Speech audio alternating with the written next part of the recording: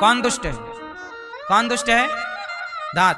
दांत इतने दुष्ट हैं जीव को काट लेते हैं, लेकिन जिह्वा इतनी सज्जन है कि जहां भी दांतों में जरा कष्ट हो तो जिह्वा जा जा के पूछती है, जहां भी मसूड़ों में दर्द हो तो जीभ बार बार वहीं जाती है ना दर्द के पास और पूछती, कहो दांत भाई साहब कैसे हो, हाल चाल कैसा है।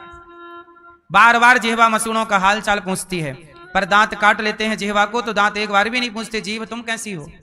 तो मानो जिह्वा कहती है कि दांत दुष्ट है, दुष्ट अपनी दुष्टता नहीं छोड़ता, तो सज्जन को भी अपनी सज्जनता नहीं छोड़नी चाहिए। यदि दांत दुष्टता का प्रतीक है तो जिह्वा सज्जनता का प्रतीक है। सीखना हो तो आपके मुंह से बहुत कुछ सीखा जा सकता है। तो जिह्वा की तरह बनोगे कि दांत की तरह बनोगे? कैसी? सज्जन। लंकापति रावण की लंका में विभीषण रहते हैं और विभीषण जी यही कहते हैं, सुनहु पवन सुत रहनी हमारी, जिमि दस नहीं महु जीव विचारी। जैसे दांतों के बीच में जिह्वा रहती है, ऐसे हम ये लंका के लोगों के बीच में रहते हैं। दुष्टों के बीच में भी रहा जा सकता है, ये जिह्वा सिखाती है। बोलो हाँ कि ना? तो सीख दत्तात्रेय जी ने कही, कहीं से भी सीख लो। क्यों? और कौन कौन सिखाता है? आपकी आंखों की पलकें बहुत कुछ सिखाती हैं। क्या सिखाती हैं? आंखों की पलकें सिखाती हैं कि जैसे कोई भी आंखों पर संकट आता है, जरा भी कुछ भी हुआ तुरंत पलकें झपक जाती हैं, अर्थात आंखें बंद हो जाती हैं, है ना। जैसे पलकों के बीच में आंखें हैं, ऐसे ही अपने मन के पलकों के बीच में भगवान को धारण करना चाहिए, भीतर भगवान को। वैसे ही जैसे पलकों ने आंखों को धारण कर रखा है भीतर, जरा भी आंखों पर कुछ संकट आया तुरंत झपक जाती हैं, गिर जाती हैं। सीखना हो तो आप चींटी से सीख सकते हैं। चींटी चढ़ती है गिरती है, चढ़ती है गिरती है, हारती नहीं है, चलती चलती है। ऐसे हम भी कभी हार ना माने, आगे बढ़ते रहें। सीखना हो तो आप किसी से भी सीख लो, और नहीं सीखना तो मूर्ख हृदय ना चेत, जो गुरु मिला ही विरंची सम। रावण ब्रह्मा जी से ना सीख पाया, दुर्योधन कृष्ण से ना सीख पाया। नहीं सीखना तो लोग भगवान से भी नहीं सीख सकते, और सीखना हो तो चींटी भी बहुत कुछ सिखाती है। दत्तात्रेय जी ऐसे 24 गुरु बनाए हैं। 8वां अवतार है भगवान का यज्ञ भगवान, 7वां अवतार है भगवान का यज्ञ भगवान, 6वां दत्तात्रेय जी, 7वें यज्ञ नारायण भगवान, यज्ञ भगवान। आप रुचि प्रजापति के घर में प्रकट हुए और मनवंतरों की आपने रक्षा की, यज्ञ भगवान। कौन से भगवान? यज्ञ नारायण, यज्ञ भी भगवान है, स्वाहा स्वाहा जो आप यज्ञ करते हैं। 8वें अवतार में भगवान ने अवतार लिया ऋषभ देव जी, भगवान ऋषभ देव जी, जहां से जैनों की परंपरा स्टार्ट हुई, यहां से। 9वां अवतार है पृथु, जिन्होंने पृथ्वी का दोहन किया, और पृथु जी के नाम से इस धरा का नाम पड़ा पृथ्वी। 10,000 कान मांगे आपने। 10वां अवतार हुआ मछली, मत्स्य। भगवान नारायण क्या बने? मछली। मछली जल की रानी है, जीवन उसका हाथ लगाओ डर जाती है और बाहर निकालो, मछली जल की रानी है, जीवन उसका। आप लोग मछली खाते हो? मैया आप खाती हो? मछली खा जाते हैं लोग। भगवान का एक अवतार है मत्स्य। कौन सा अवतार? मछली। भगवान देखो मछली भी बन जाते हैं। भक्त जहां बुलाए जो चाहे भगवान उसके लिए वो बनने को दे। मत्स्य क्यों बने? सत्यव्रत नाम के राजा को बचाने के लिए। जब महाप्रलय हुआ था, उस महाप्रलय में वेदों को, बूटियों को, संजीवनी को, मतलब बहुत सारी चीजों को बचाने के लिए भगवान ने मत्स्य का अवतार धारण किया था। 11वां अवतार है कच्छप, कछुआ। कौन सा अवतार? कच्छप अवतार। कब लिया था यह अवतार? जब समुद्र मंथन हुआ तो मंदराचल पर्वत नीचे समुद्र में धंसने लगा, गिरने लगा, तब भगवान ने अपनी पीठ में कछुए का अवतार धारण किया, और मत्स्य कच्छप भगवान ने पूरे पर्वत को कहां रखा? अपनी पीठ में, और फिर समुद्र मंथन हुआ। 12वां अवतार है धनवंतरी। धनवंतरी भगवान अमृत लेके प्रकट हुए। धनवंतरी अवतार जब हुआ था, उसी दिन को धनतेरस कहते हैं। अभी दीपावली के पहले क्या आएगी? लोग धनतेरस को सोचते हैं केवल खरीदना है, खरीदना है। धनतेरस के दिन धन्वंतरी भगवान की पूजा करनी चाहिए। उसी दिन अमृत प्रकट हुआ था। क्या प्रकट हुआ? इसलिए धनतेरस मनाई जाती है। धन्वंतरी भगवान का प्राकट्य हुआ था धनतेरस को। फिर 13वां अवतार है मोहिनी। कौन सा अवतार? कौन सा? मोहिनी कौन है? कौन है? एक बार स्त्रियों ने भगवान से शिकायत की कि प्रभु आप पुरुष ही पुरुष बनते हो, कभी स्त्री बनो तो स्त्री का दर्द जानो। तब भगवान स्त्रियों के लिए भगवान स्त्री का अवतार लेकर आए थे। भगवान नारायण क्या बने? बोलो, स्त्री बने, नाम पड़ा मोहिनी। इसलिए हर स्त्री भगवान नारायण का मोहिनी अवतार ही है। इसलिए स्त्रियों में भगवान मोहिनी का दर्शन करना चाहिए कि ये भगवान नारायण का ही स्वरूप है। इसलिए स्त्री को नारायणी भी कहते हैं। स्त्री को क्या बोलते हैं? बोलो, नारायणी। नारायण और नारायणी, तो स्त्री भी नारायणी है, स्त्री भी भगवान का ही अवतार है। इसलिए अपनी पत्नी को प्रणाम किया करो, पत्नी को भगवान मान के। यदि पुरुष भगवान है तो क्या स्त्री भगवान नहीं है? स्त्री अपने पति को क्या मानती है? आपकी पत्नी आपको क्या मानती है? आपकी पत्नी है क्या मानती है आपको? हैं? कभी पूछा नहीं आपने? आज पूछना। क्यों आपकी पत्नी आपको क्या मानती है? आपकी हो गई शादी? हाँ, नहीं, आपकी हो गई शादी? क्या मानती हैं आपकी पत्नी आपको? परमेश्वर। सही, आप हैं ना परमेश्वर? ये तो पत्नियों का उपकार मानो कि तुम परमेश्वर की पग धूली के लायक भी नहीं हो, पर पत्नी तुम्हें परमेश्वर बनाए बिठाई है। इसलिए वो परमेश्वर कहती है तो तुम भी उसे परमेश्वरी ही मानो। वो भी परमेश्वरी से कम नहीं है। भगवान का अवतार मोहिनी हुआ। इसी मोहिनी अवतार को देखने के लिए शंकर जी ने कहा कि प्रभु हमें अपना मोहिनी दर्शन कराओ। तब शंकर जी को दर्शन कराया था भगवान ने अपने मोहिनी अवतार का। तो मोहिनी अवतार को देखते ही शंकर जी का तेज स्खलित हो गया।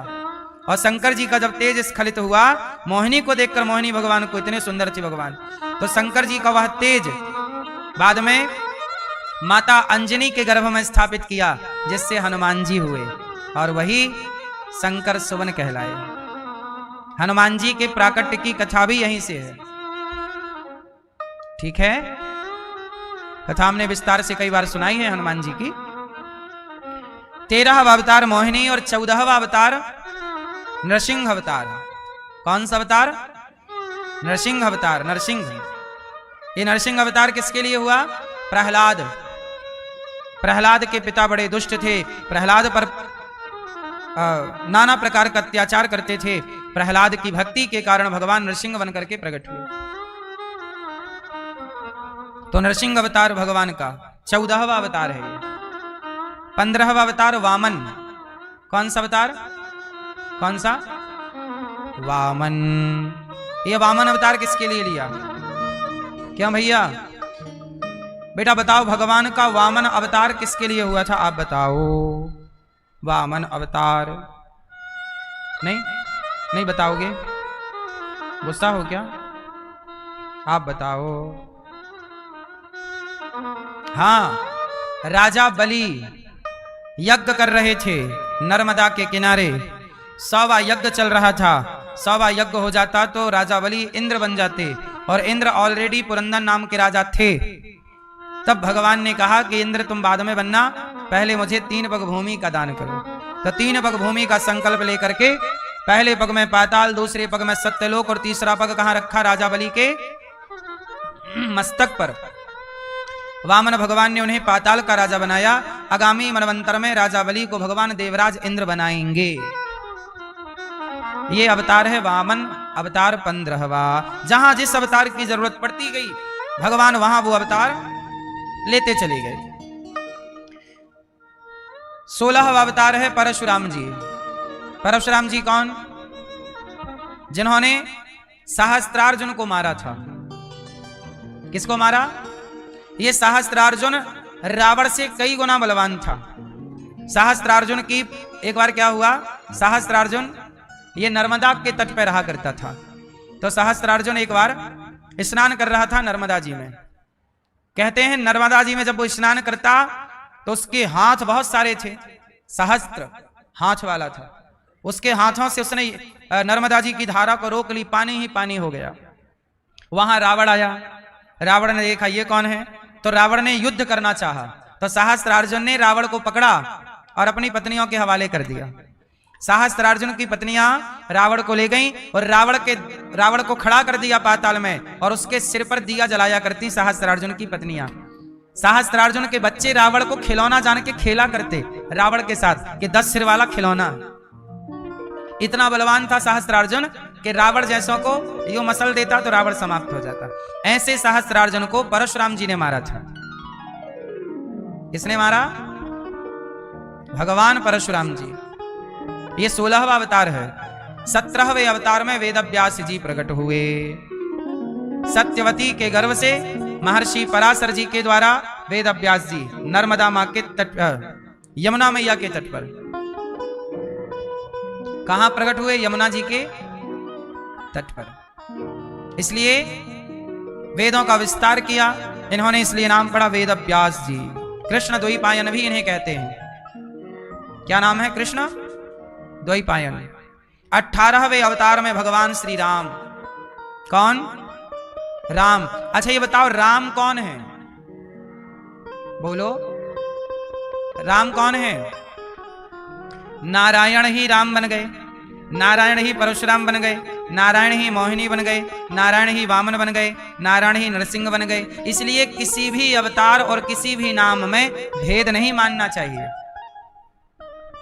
18वां अवतार भगवान का राम के रूप में हुआ।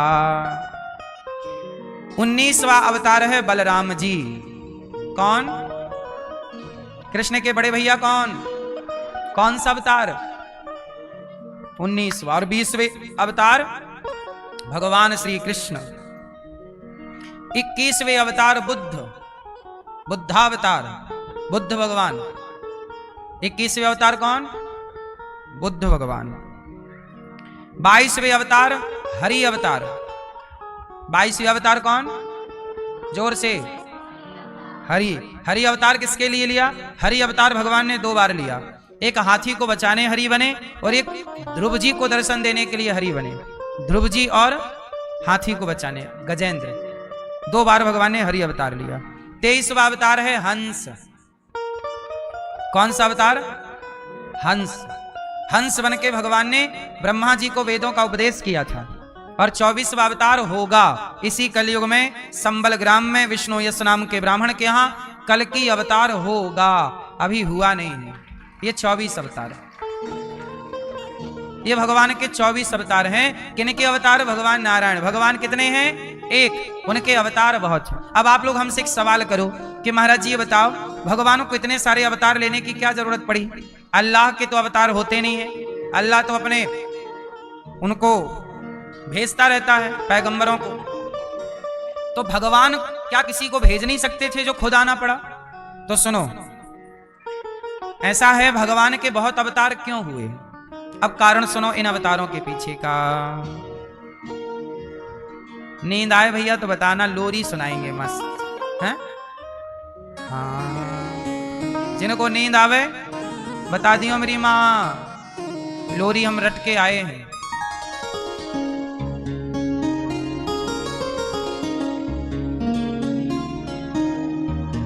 सुनो, भगवान के इतने सारे अवतार क्यों हुए?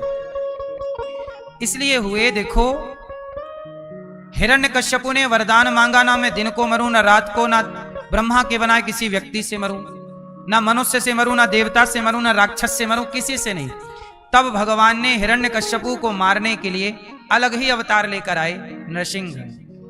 ठीक है, क्योंकि वहां उस राक्षस का वरदान था कि ना मनुष्य से मरूं ना देवता से। इसलिए नरसिंह भगवान ना मनुष्य थे, ना आधा नर आधा सिंह, आधा नर आधा, ऐसा कौन होगा? उसके लिए अलग डिजाइन किया भगवान ने। रावण ने वरदान मांगा कि हम मनुष्य के हाथ मरे, हम काहू के मरही न मारे, बानर मनुज जाति दुई बारे। रावण ने वरदान मांगा मैं मनुष्य के हाथ मरूं, तब भगवान को मनुष्य बन के आना पड़ा राम। बोलो हाँ। अच्छा, राम जी के कुछ काम रह गए त्रेता में, तो राम जी को द्वापर में आना पड़ा कृष्ण बन के। बोलो हाँ। ये रावण कौन था? रावण पिछले जन्म में कौन था? जय और विजय दो भगवान के द्वारपाल थे। इन्होंने संतों को रोक दिया था भगवान का दर्शन करने से, तो संतों ने शाप दे दिया कि जाओ तुम 3 जन्म तक राक्षस होगे। तो जय और विजय शाप के कारण क्या बने? पहली बार हिरण्याक्ष हिरण्यकश्यपु, दूसरे युग में त्रेता में रावण कुंभकर्ण और द्वापर में शिशुपाल दंतवक्र। तो इन सबको मारने के लिए भगवान अवतार लेते आए। हिरण्याक्ष को वाराह बन के, हिरण्यकश्यपु को नरसिंह बन के, रावण कुंभकर्ण को राम बन के, शिशुपाल दंतवक्र को कृष्ण बन के मारा। तो जहां अवतारों की जरूरत थी तो अवतार लेते गए। तो हमारे भगवान अपने भक्तों से प्रेम बहुत करते हैं। जहां प्रेम ज्यादा होता है वहां आप खुद जाते हो, और जहां प्रेम कम होता है वहां केवल लिफाफा भेज देते हो शादियों में। क्यों? बात सही है कि नहीं? ऐसे ही भगवान अपने भक्तों से प्रेम ज्यादा करते हैं, इसलिए भगवान खुद आते हैं। बाकी और के यहाँ लिफाफा आता रहता है, हमारे यहां भगवान खुद आते हैं। बोलो हाँ। इसलिए हमारे भगवान कभी राम बन के, कभी कृष्ण बन के, कभी नरसिंह बन के आए। बोलिए नरसिंह भगवान की, 24 अवतारों की। अच्छा, अब एक सवाल और है, भगवान इस धरती पे आते किसके लिए हैं? आप बताओ, क्यों आते हैं?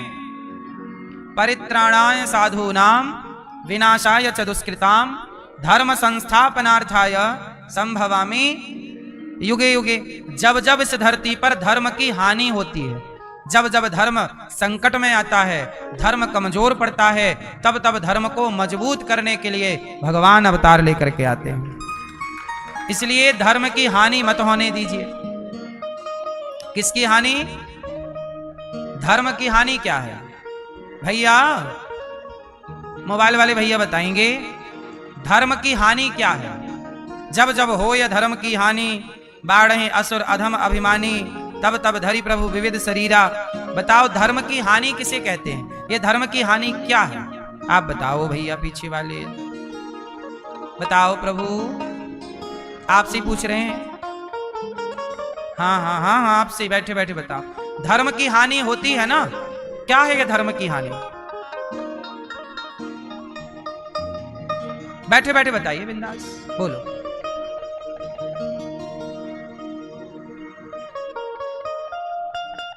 ठीक है, धर्म की हानि क्या है? आप बताओ। धर्म की हानि क्या है? सुनो, आप लोगों ने सच बोलना छोड़ दिया, पैसे लेके आपने झूठी गवाही दे दी। आपको पता है कि ये व्यक्ति निर्दोष है, आपको पता है कि ये व्यक्ति निर्दोष है, पर आपने 10-5 लाख रुपए ले लिए और कहा चलो हम झूठा कह देते हैं, तुम्हें फंसा देते हैं, और आपने पैसे लेकर सच्चे को आपने गलत साबित कर दिया। यही धर्म की हानि है। जब आप कितने लोग जान रहे हैं झूठ बोलना पाप है? नदी किनारे झूठ बोलना पुण्य है कि पाप? जोर से, झूठ बोलना पाप है। अच्छा बताओ, यदि झूठ बोलना पाप है तो आप सच बोलते हो कि झूठ बोलते हो? आप लोग क्या बोलते हो? हैं? आप 24 घंटे सच बोलते हो कि झूठ भी बोलते हो? यदि आप सच बोलते हो तो हम आपको प्रणाम करते हैं, लेकिन जिनको पता है कि झूठ बोलना पाप है वो भी दिन भर झूठ बोलते रहते हैं। जब आपको पता है कि झूठ बोलना पाप है तो फिर क्यों झूठ बोल के पाप कमा रहे हो? पता है कि झूठ बोलना पाप है फिर भी झूठ बोल रहे हो, यही धर्म की हानि है। कि आपको धर्म का ज्ञान तो है कि झूठ बोलना पाप है, फिर भी जान करके आप झूठ बोल के पाप कमा रहे हो, यही धर्म की हानि। इसलिए कहता हूं कि कोशिश करिए कि धर्म पर चलें। किस पर चलना चाहिए? प्राण जाए पर धर्म न जाए, धर्मो रक्षति रक्षिता। जो धर्म की रक्षा करता है धर्म उसकी रक्षा करता है। किसी भी परिस्थिति में धर्म का परित्याग नहीं करना चाहिए। स्त्री का धर्म क्या है, पुरुष का धर्म क्या है, पिता का धर्म क्या है, पुत्र का धर्म क्या है, राजा का धर्म क्या है, प्रजा का धर्म क्या है, सबके अपने अपने धर्म हैं। लेकिन आज लोगों से पूछो कि तुम्हारा धर्म क्या है, लोगों को पता ही नहीं कि उसका धर्म क्या है। विद्यार्थियों का भी धर्म होता है। बताओ विद्यार्थियों का धर्म क्या है, आप लोग बताओ। विद्यार्थी ब्रह्मचारी बनना चाहिए। आज हम लोगों का विवाह गृहस्थ जीवन क्यों है? गृहस्थ जीवन का अर्थ ये नहीं है कि आप जरूरत से ज्यादा भोगी हो जाएं। गृहस्थ जीवन का ये अर्थ होता है कि आप गृहस्थ में प्रवेश करें और योग्य संतान के लिए आप संबंध बनाकर योग्य संतान प्राप्त करें। बस भोगों का आश्रय श्रेष्ठ संतान के लिए हो, ना कि केवल सांसारिक सुख के लिए, क्षणिक सुख के लिए लोग अपने जीवन की तपस्या, अपनी शक्ति छीन कर देते हैं। इसलिए हम सभी को चाहिए कि हम गृहस्थ में रहकर भी भोगों से मन को हटाने की पूरी कोशिश करें। करत करत अभ्यास के जड़मति होत सुजान। जो आदमी, जो पुरुष और महिला दोनों के लिए हम बोल रहे हैं, जो पुरुष जरूरत से ज्यादा भोग लेता है वो जरूरत समय से पहले बुढ़ा हो जाता है, समय से पहले बीमारियों का दास होकर के समय से पहले मर जाता है। कई लोग बोलते बीमारी बीमारी बीमारी। क्यों बीमारी है? तुमने जरूरत से ज्यादा अपनी शक्ति, अपनी एनर्जी वेस्ट कर दी, इसलिए बीमार बनो, जल्दी मर भी जाओगे। रोग प्रतिरोधक क्षमता समाप्त हो जाएंगी, क्योंकि शक्ति तो वही है, एनर्जी तो वही है। इसलिए पुरुष अपने तेज को, अपने वीर्य को बचा के रखे। वो उसकी ताकत है, वही उसका बल है, वही उसका सबसे बड़ा धन है ना। पुरुषों का पुरुषत्व ही उसका धन है, स्त्रियों का स्त्रीत्व ही उनका धन है। लेकिन आज लोग भोगों के कारण, जरा से सुख, क्षणिक सुख के कारण अपने तेज को, अपनी शक्ति को पानी की तरह बहा देते हैं और बाद में रोते हैं कि महाराज जी हम समय के पहले बूढ़े हो गए, समय के पहले बीमारियों ने आकर के नुकसान पहुंचाया। क्यों ना आए? इसलिए 100, 125 साल तक लोग, हजारों साल तक जिंदा रहते थे। किसके बल पर? आपके अपने ब्रह्मचर्य के बल पर। इसलिए आज ब्रह्मचारिणी मैया ये सिखाती हैं कि गृहस्थ में रह के भी संयमी बनो।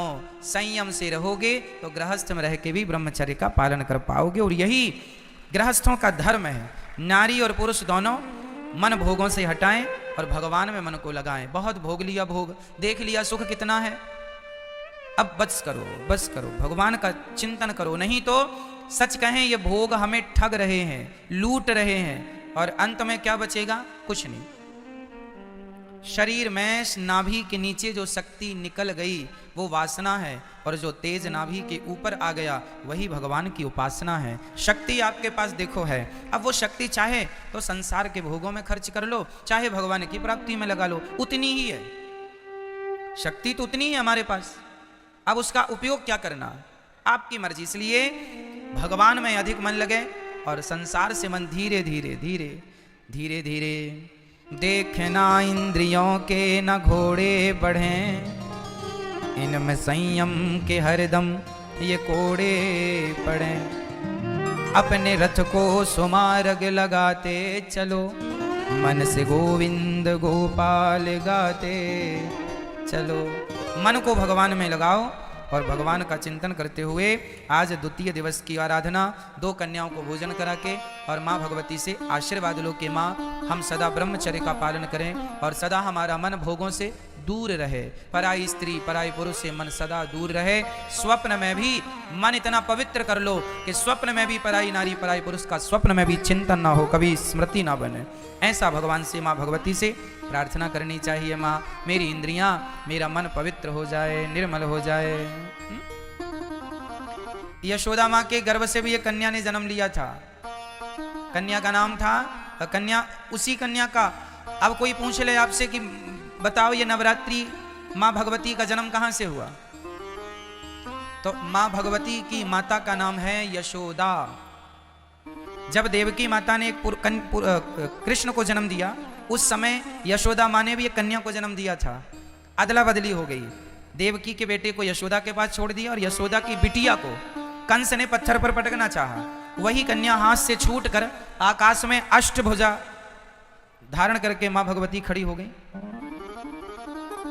उन्हीं माता को विंध्यवासिनी मैया कहते हैं। विंध्याचल पर्वत में आज वही स्वरूप है। वो माँ यहाँ मथुरा से विंध्याचल चली गई थी। ये दास अनिरुद्ध ने विंध्यवासिनी मैया का भी दर्शन किया है। तो विंध्याचल चली गई माँ, अष्टभुजाधारी। अब भगवान ने कहा देवी जाओ, मैं जन्म लेने वाला हूं, तुम भी जन्म लो, तुम्हें 9 नाम से लोग जानेंगे पहचानेंगे। वही विंध्यवासिनी मैया को, वही दुर्गा को, वही शक्ति को आज नवरात्रि के नाम से 9 देवियों के नाम से पुकारा जाता है। वही ये माँ यशोदा की बेटी है, जिसे कंस ने पत्थर पर पटकना चाहा और वो हाथ से छूटकर आकाश में जाके अष्टभुजाधारी। मैया के 8 हाथ क्यों हैं? मैया आप लोगों के हाथ कितने होते हैं? कितने? गलत उत्तर है। इस धरती की प्रत्येक स्त्री के हाथ 8 ही होते हैं। आपके भी 8 हाथ है। सच्ची बताएं, आप लोग अपने आप को जानते ही नहीं, आपका परिचय आपको ही नहीं पता। आपके अष्टभुजा आज भी हैं। देखो ना कैसे एक पत्नी अपने पति के लिए दोनों हाथ बढ़ाती है। पति कहे कि नाश्ता बनाओ, तुरंत पति ऑफिस जा रहा है, तुरंत नहा धो करके तैयार हो गई पति के पहले और नाश्ता बनाने लगी, चाय बना। तभी ससुर जी ने आवाज लगाई, अरे बहू चश्मा कहाँ है? तुरंत नाश्ता को छोड़कर अपने पति की सेवा के लिए खड़ी थी, पर ससुर की आवाज पर दौड़ पड़ती है, ये ससुर जी ये चश्मा आपका है। एक नारी को तभी उसके बेटे ने आवाज लगाई, माँ हमारा टिफिन कहाँ, हमारा बैग कहाँ? तुरंत माँ दौड़ पड़ती है अपने बच्चे के लिए, ये तेरा टिफिन है, ये तेरा बैग है, स्कूल जा। उसी समय बच्चे को स्कूल भेज रही है, उसी समय पति को दफ्तर भेज रही है, उसी समय ससुर जी को चश्मे और चाय की जरूरत पड़ी तो चाय भी बना रही है। एक समय में 4 काम कर लेती है स्त्री, इसलिए 4 काम करने वाली 8 हाथ से वो काम करती है। पूरे गृहस्थी की जिम्मेदारी इन 2 हाथों से थोड़ी होती है, आपके अनेक हाथ हैं। 2 हाथ से पति को, 2 हाथ से बच्चों को, 2 हाथ से सास ससुर को, और भी बहुत सारी जिम्मेदारियां स्त्रियों की होती हैं। घर की साफ सफाई से लेके घर की जिम्मेदारी, घर में राशन नहीं है, नमक नहीं है, हल्दी नहीं है, नमक तेल नहीं है, घी नहीं है। पुरुष को इसकी कोई जानकारी नहीं होती कि घर में शक्कर है, पत्ती है या नहीं। नारी इसका पूरा ख्याल रखती है और ख़त्म होने के पहले इसकी तैयारी करती है कि ख़त्म हो जाएगी तभी नहीं, उसके पहले बुला के रखवा लेती है, क्योंकि ख़त्म हो गई तभी कोई मेहमान आया तो मतलब वो हर क्षण हर जगह उसका ध्यान है, हर जगह उसका हाथ है। इसलिए प्रत्येक स्त्री 8 भुजाधारी, स्त्री के 8 हाथ, अष्टभुजाधारी। और बैठी किस पर है? अच्छा 8 हाथ इसलिए भी हैं स्त्री के, अर्थात माता रानी के। कई लोग कहते हैं ये दुर्गा मैया के 8 हाथ क्यों हैं? अरे भाई दुर्गा मैया के 8 हाथ इसलिए हैं क्योंकि दुर्गा माँ है। किस किस की माँ है? माँ सबकी माँ है। 4 बच्चों की। दुर्गा मैया के 4 बेटे हैं। माँ भगवती के कितने बेटे हैं? दुर्गा मैया मैं बोल रहा हूं तो दुर्गा में सभी माताएं आ गई, लक्ष्मी जी, सरस्वती जी, पार्वती जी, सब एक ही तत्व। इस बात को हमने कल समझाया था, एक ही बात को बार बार नहीं समझाएंगे। दुर्गा मतलब लक्ष्मी, दुर्गा मतलब पार्वती, कुछ भी शक्ति एक है, श्री मतलब लक्ष्मी, ठीक है। तो माता जी के हम 4 बेटे हैं। हम कितने भाई हैं? 4 भाई। कौन कौन से भाई? पहला भाई ब्राह्मण, फिर क्षत्रिय, फिर वैश्य, फिर शूद्र। हम 4 भाई हैं। 4 भाइयों में बड़े भाई कौन? ब्राह्मण, फिर क्षत्रिय, फिर वैश्य, फिर शूद्र। हम चारों एक ही पिता की, एक ही माँ की संतान है। माँ दुर्गा कहती हैं मेरे 8 हाथ इसलिए हैं क्योंकि ये हाथ मेरे नहीं, मेरे 4 बच्चों के ही मेरे हाथ हैं। ये 4 बच्चों को खड़ा किया जाए तो 8 हाथ होते हैं ना। और माँ कहती हैं कि तुम चारों ब्राह्मण, क्षत्रिय, वैश्य, शूद्र, तुम जिस दिन संगठित हो जाओगे उस दिन तुम शेर की भी सवारी कर लोगे। क्या मजाल किसी की कि तुम्हारी तरफ कोई आंख उठाकर देख ले, लेकिन तुम तो बटे हो ना आपस में, जातवाद में। इसलिए लोग आके हम पर हुकूमत करते हैं, हमें कहीं कोई लूट ले जाता है, कोई हमें गुलाम बना लेता है ना। आक्रांता के लूट गए, गुलाम बनाया। क्यों? क्योंकि हम लोगों को आपस में लड़ने की बीमारी है। हम लोग तो इस बात पे लड़ते हैं, अरे हम ब्राह्मण हैं, हम क्षत्रिय, हम वैश्य हैं, शूद्र हैं। अरे पगले तुम चारों एक ही बाप की संतान हो। ये झगड़ा करने को कहा किसने? वेदों में तो कोई झगड़ा नहीं है। वेदों में तो ब्राह्मणोश्य मुखमासीद बाहु राजन्यः कृतः उरु तदस्यत वैश्यः पदभ्यांगुं शूद्रो अजायत। एक ही वेद में एक ही जगह पर चारों की उत्पत्ति बताई है, एक से, श्रीमन्नारायण से, ब्राह्मण, क्षत्रिय, वैश्य, शूद्र। हम चारों एक हैं। कोई छुआछूत हमारे भारत में नहीं है, लेकिन आज के कुछ मूर्ख लोग छुआछूत की भावना भी रखते हैं। क्या भगवान श्री राम ने छुआछूत रखी शबरी माता से? शबरी माता भी तो कोल भीलों की बेटी हैं। क्या राम जी ने छुआछूत रखा? नहीं जी, जब भगवान छुआछूत नहीं रखते तो हम कौन होते हैं? मिटेगा गुरूर मीन्स अभिमान। जब तक भीतर का गुरूर नहीं मिटेगा तब तक सचमुच गुरु का दर्शन हो ही नहीं सकता। आजकल लोगों को गुरु क्यों नहीं मिल रहे हैं? क्योंकि भीतर गुरूर है। गुरूर किस बात का तो हम तो खुद जानते, हमें तो खुद आता है। अभिमान नहीं मिटेगा तो गुरु कैसे मिलेगा? रैदास जी जब एक दिन के थे, जन्म लिया, उसी दिन उन्होंने गुरु मंत्र ले लिया। और रामानंद आचार्य जी ने जब गुरु मंत्र दे दिया, संस्कार कर दिए, तब जाके रैदास जी ने अपनी माता का दूध पिया। तब रैदास जी ने क्या किया? अपनी माता का तब दूध पिया। सोचिए, पैदा होके पड़े हैं, दूध नहीं पी रहे हैं, टुकुर टुकुर देख रहे हैं ना, रो रहे हैं। गुरु मंत्र मिला, फिर माँ का दूध पिया। और वही रैदास जी जब थोड़ा बड़े हुए, उनके पिताजी ने उनका विवाह कर दिया और उन्हें दुकान दे दी कि जूता की दुकान अब तुम संभालो, जूता सिलो, बेचो, पैसे लाओ, हम माँ बाप को खिलाओ पिलाओ। तो रैदास जी जूता सिलते, सत्संग करते, नाम जप करते, श्री राम सीताराम सीताराम सीताराम जपते, राम राम राम राम जपते। पिताजी ने कहा कि भाई तुम पैसे बड़े कम ला रहे हो, कहाँ गए पैसे? तब रैदास जी ने कहा कि जितनी जरूरत होती है दाल रोटी ला के रख देता हूँ, बाकी पैसे संतों की सेवा में लगाता हूँ। तो सोचिए, ये रैदास जी थे जाति के मोची, लेकिन इनकी पत्नी जब कढ़ी और भात बनाती थी, कढ़ी भात समझते हैं? भात समझते हो ना, चावल, हमारे भारत का प्रसिद्ध है ना कढ़ी चावल, कढ़ी भात। तो इनकी पत्नी जब कढ़ी भात बनाती तो बड़े बड़े साधु संत इनकी पत्नी के हाथ का कढ़ी भात खाने आते। रैदास जी, हमारे देश में एक अफवाह फैलाई गई, लोगों ने कहा कि हमारे देश में छुआछूत है। बताओ, रैदास जी के जमाने में छुआछूत नहीं थी। मीराबाई के गुरु कौन बने? रैदास जी। मोची जूता सिल रहे हैं और मीराबाई छत्राणी है, छत्री है ना मीरा? बोलो हाँ कि ना? छत्री है मीरा और रैदास जी जूता सिलते हैं, जाति के मोची हैं। तो मोची जाति के व्यक्ति को मीराबाई ने क्या बना लिया? जोर से क्या बनाया? गुरु। अब बताइए, हमारे देश में कोई जाति और रैदास जी के घर में सारे साधु संत ना जा जाके, अरे संतों की छोड़िए, भगवान रैदास जी के घर जाते रूप बदल कर और कहते कि रैदास जी आज अम्मा से कहो कि हमारे लिए कढ़ी चावल बनाए, और भगवान भी खाते। बड़े बड़े राजा, बड़े बड़े महाराजा, रैदास जी ने ऐसी भक्ति की कि सबको भक्ति के बल पर मोहित कर लिया उन्होंने, सब खिंचे चले आए। यदि आपकी भक्ति पवित्र है ना मेरी माँ, और आप मोची भी हैं, तो क्या फर्क पड़ता है कि आपकी जाति क्या है? आपका प्रेम है। भगवान कोई जाति के बंधन में थोड़ी बंधते हैं। भगवान तो जाति से पर, जाति तो इंसानों ने अपने हिसाब से, जातियां जो वर्ण व्यवस्था वो तो ईश्वर ने बनाई, पर जातियां तो लोगों ने अपने फायदे नुकसान के लिए बनाई है। जाति क्या है बताओ? जो लोहे का काम करे वो लोहार। लोहार कोई जाति थोड़ी है, लोहे का काम करते करते उसे लोहार कह दिया, उस लोहार की बाद में जाति पड़ गई, वो जाति हो गई। चमड़े का काम करे सो मोची, ये कोई जाति थोड़ी, वो तो काम था उनका। घड़े का काम करे तो क्या बोला? कुम्हार। कुंभ, घड़े का एक नाम है कुंभ, कुंभकार। कुंभ, घड़े का, घड़े को क्या बोलते? कुंभ। कुंभ मतलब घड़ा, कुंभ मतलब, कुंभ मतलब घड़ा। कुंभकार का नाम पड़ गया कुम्हार। अब ये कुम्हार कोई जाति थोड़ी है, ये तो उसका काम था, उसके काम से उसकी पहचान थी। लकड़ी का काम करने लगा तो बढ़ई जाति, पानी भरने लगा तो केवट, नाव चलाने लगा तो हाँ। ये जातियां समय काल परिस्थिति के अनुसार बनती चली गई। नाव चलाने वाले को केवट केवट कहने लग गए, केवट केवट से वो केवट जाति हो गई। बोलो हाँ।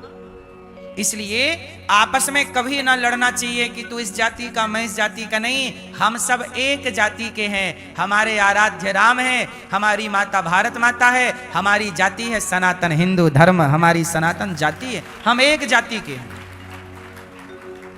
हम कितनी जाति के हैं? आप बताइए, आप में से कितने लोग गाय को माता मानते हैं? हाँ, तो जितने लोग गाय को माता मानते हैं वो सब हमारी जाति के हैं। आप में से कितने लोग गंगा को माता मानते हैं? हाँ, जो गंगा को माता माने वो हमारी जाति के हैं। हम सब एक जाति के हैं क्योंकि हम सब की मान्यताएं एक हैं। हम सब गंगा को माता कहते हैं, गाय को माता कहते हैं, हाँ या ना? हम सब राम को अपना आदर्श मानते हैं, हम सब गीता को, आप कितने लोग भगवत गीता को मानते हैं? तो हम सब की एक जाति हुई ना, क्योंकि हम सब एक चीज को फॉलो कर रहे हैं। हम सब गीता को मानते हैं, हम सब रामायण को मानते हैं, हम सब राम को मानते हैं, हम सब सीता मैया को मानते हैं, हम सब कृष्ण को मानते हैं, हम सब नारायण को मानते हैं। जब हम सब की मान्यताएं एक हैं तो हम एक हुए, अनेक कैसे हो गए? ये अनेक अनेक हमें किसने बना दिया? अनेक बना दिया हमें नेताओं ने, जातियों में बांट।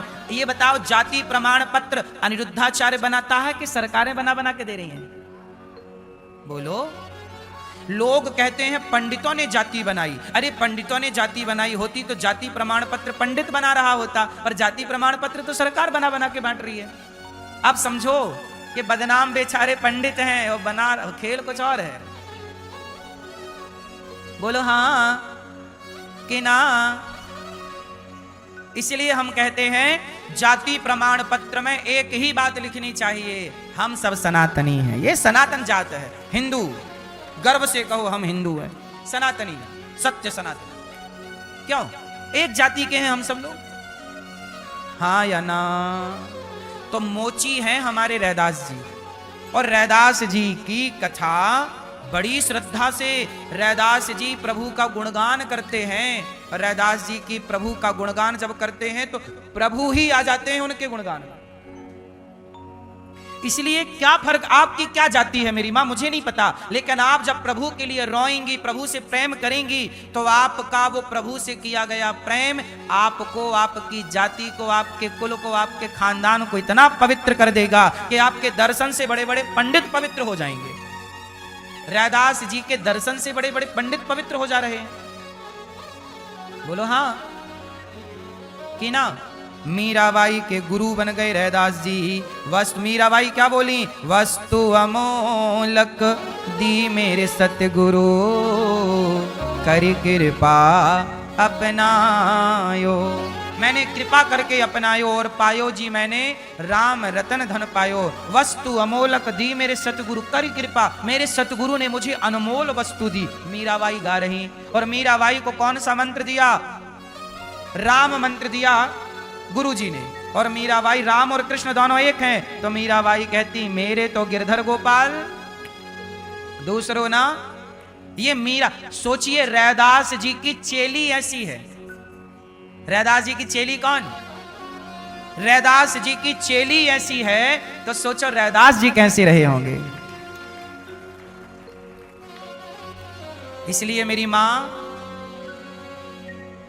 जातियां जो आज लड़ने के लिए कुछ लोग जातियों का यूज कर रहे हैं, आपस में लड़ने लड़ा, इसलिए मैं कहता हूं कि आप सब, हम सब एक हैं, सनातनी एक हैं। और रैदास जी,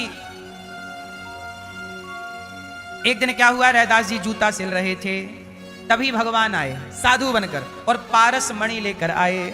पारस मणि लाए तो मोची जी के पास ना एक लोहे का एक वो होता है जिसमें जूता रख के वो हथौड़ी मारते हैं ना, उसे कुछ कहते होंगे, लोहे का होता, उसके तीन तरफ का होता है वो। तो एक संत जी आए और पारस मणि लेकर आए। पारस मणि लाए और रैदास जी से कहा, रैदास जी आप संतों की सेवा करते हो। अच्छा, रैदास जी संतों की सेवा तो करते, पर रैदास जी के पास पैसे नहीं थे, जितना पैसा होता उतनी सेवा करते। अब कहां से लाए, चोरी तो कर नहीं सकते ना।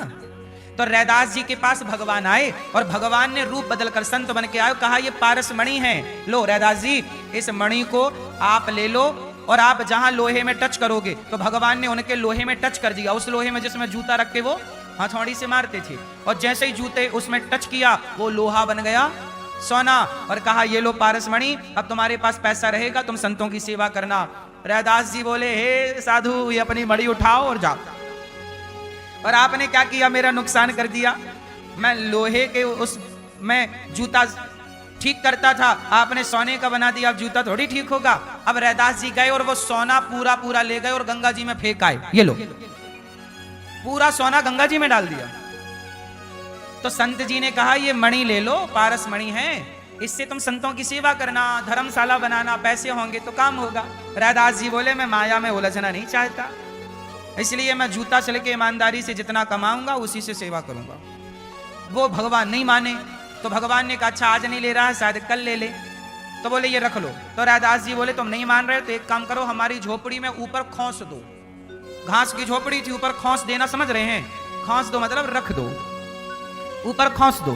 तो भगवान वो जो झोपड़ी थी घास की, ऊपर भगवान ने एक जगह छिपा के रख दी और बताया ये रखी है मणि, ले लेना।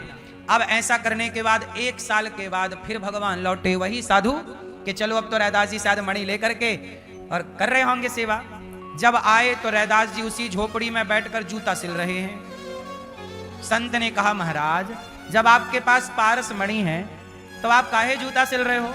रैदास जी ने कहा भैया हमें पारस मणि की जरूरत नहीं है, हम तो ईमानदारी से। अच्छा वो रैदास जी क्या करते, जूता सिलते जाते और रोते जाते। देखो प्रेम, प्रेम जब अनंत हो गया तब राम राम संत हो गया। रैदास जी के भाव में वो जाप करते जाते और रोते जाते, रोते जाते राम कब आओगे।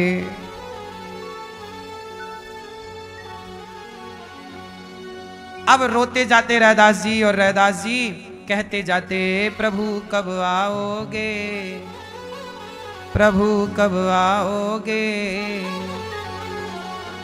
तो इस तरह रैदास जी अब कैसे छूटे राम राम रट लागी। प्रभु जी तुम चंदन हम पानी, प्रभु जी तुम चंदन हम पानी, प्रभु जी तुम चंदन हम पानी, प्रभु जी तुम चंदन हम पानी, प्रभु जी तुम चंदन हम पानी, प्रभु जी तुम चंदन हम पानी। जाकी अंग अंग में वासी, जाकी अंग अंग में वासी, अंग अंग समानी, प्रभु जी हम तुम चंदन हम पानी, प्रभु जी तुम चंदन हम पानी। रैदास जी का ये पद रैदास जी का है।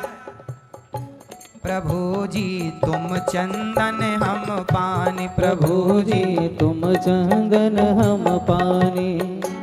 जाकी अंग अंग बास समानी, हे प्रभु आप चंदन हैं हम पानी हैं, हमें ना भुलाओ प्रभु।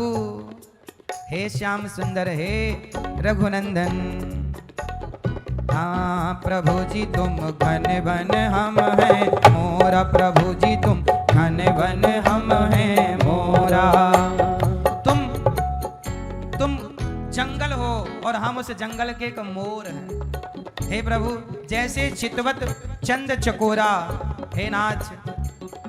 हाँ प्रभु जी तुम दीपक हो हम बाती, प्रभु जी तुम दीपक हो हम बाती, प्रभु जी तुम दीपक हो हम बाती, प्रभु जी तुम दीपक हो हम बाती, प्रभु जी तुम मोती हो हम धागा, प्रभु जी तुम मोती हो हम धागा, प्रभु जी तुम स्वामी हो हम दासा, प्रभु जी तुम स्वामी हो हम दासा, प्रभु जी तुम स्वामी हो हम दासा, प्रभु जी तुम स्वामी हो हम दासा।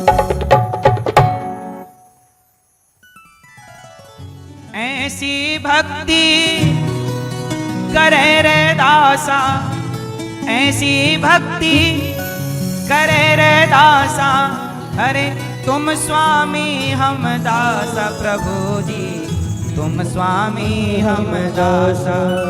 ऐसी भक्ति करे रैदासा, रैदासा मतलब रैदास जी। ऐसी भक्ति करे रैदासा, प्रभु जी तुम स्वामी हम दास, हम दास हैं और आप। और जैसे सो नहीं मिलत सुहागा, जैसे सो नहीं मिलहि सुहागा, प्रभु जी तुम मोती हम धागा, प्रभु जी तुम मोती हम धागा। तुम मोती हो और हम, ये मोती तुम हो गोविंद और हम धागा हैं। हे नाथ कब सरदासा पर कृपा करोगे।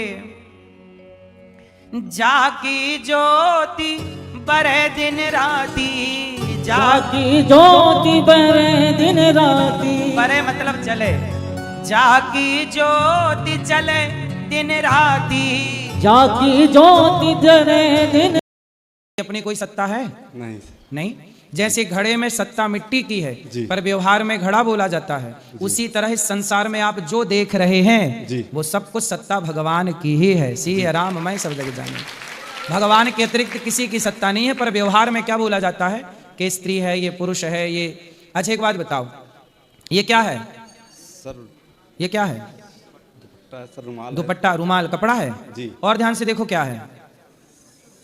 और सर देखा जाए तो क्या कहते हैं उसको, कपड़ा। धागा। धागा ही है जी सर, धागा का बना रुमाल। धागा। और ध्यान से देखो क्या है? क्या है सर? रुई। रुई। और ध्यान से देखो क्या है? नहीं दिख रहा। पौधा। ये बताओ किसान ने खेत में क्या बोया था? बीज। फिर बीज से पौधा हुआ, पौधे से कपास हुआ, कपास की फसल होती है कि नहीं जी। कपास को किसान ने बेचा और कपास का व्यापारी ने बनाया धागा, और धागे से बना कपड़ा। यही सत्य है। कपड़े के मूल में बीज है या नहीं? उत्तर दो। है सर है जी। जो कपड़ा आपने पहना है उस कपड़े के मूल में क्या है? बीज है कि बीज नहीं? है, बीज है। क्यों भाई, सही समझ में आ रहा है आपको? जी। हर कपड़े के मूल में क्या है? बीज है। बीज है। लेकिन बीज क्या दिखाई पड़ रहा है? नहीं। नहीं दिख रहा है। इसका मतलब ये नहीं कि हम मान लें कि इसका बीज नहीं है। बिना बीज के कुछ फसल हो ही नहीं सकती। तो जैसे बीज की सत्ता है पर बीज दिख नहीं रहा है, मूल में तो सत्ता बीज की है। इसी तरह भागवत जी में लिखा है पुरुषायादि बीजाय परेशाया विधीमहि, तो बीज मात्र भगवान है सृष्टि के।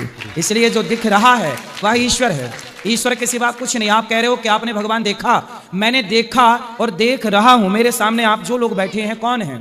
जी। तुलसीदास जी की दृष्टि से देखें तो सी राम मैं सब जग जानी, वेदांत की दृष्टि से देखें तो सर्वम खलविदम ब्रह्म, निज प्रभु मैं देखहीं जगत के ही सन करहीं विरोध। तो बताओ भगवान आपने देखे कि नहीं? देखे हैं अब। देखा। जी, जो आप दिख बता रहे रहा जैसे है, तो देखे हैं। बात समझो, जो जी। दिख रहा है वो कौन है? भगवान ही है। हम कहते हैं स्त्री है, पर स्त्री के रूप में भगवान ही तो है। यदि परमात्मा को हटा दिया जाए किसी स्त्री से, किसी पुरुष से, तो क्या उसकी अपनी कोई सत्ता है? आज मेरे भीतर से भगवान निकल जाए तो क्या अनिरुद्धाचार्य की अपनी कोई सत्ता है? नहीं। अरे हमारी आत्मा जिस दिन निकल जाएगी आप लोग उठा के चिता पे जला दोगे, तो मेरी अपनी तो कोई सत्ता नहीं है। मेरे भीतर सत्ता उस एक परमात्मा की ही तो है। तो वह एक परमात्मा जो मेरे भीतर भास रहा है वह आपके भीतर भी है, वह आपके भीतर भी है। तो आपकी और हमारी सत्ता हो गई शून्य, जी। और सत्ता किसकी है? ईश्वर की। ईश्वर की। तो अब आप कह रहे हैं कि क्या आपने भगवान देखा? अरे जो देख रहे हैं, सूर्य का जो प्रकाश है वह ईश्वर है। जल ईश्वर के रूप में, भगवान का एक नाम है नारायण। जी। नारायण का अर्थ होता है, नार कहते हैं जल को, जो नार मतलब जल में शयन करें वो नारायण कहलाते हैं। तो जल में रहने वाले को नारायण कहते हैं। तो ईश्वर का एक रूप है जल, एक रूप है पृथ्वी, एक रूप है आकाश। तो जो भी आप देख रहे हैं वो ईश्वर ही तो है। जी। अब ना जानने से लोग कहते हैं घड़ा, पर जानकार कहेगा ये माटी है। ना जानने वाला ये क्या है बताओ? रिंग है सर। रिंग। आप नहीं जानते तो बोल रहे हो रिंग है, लेकिन हम जानते हैं तो हम कहेंगे रिंग नहीं है, ये धातु। सोना है। जी।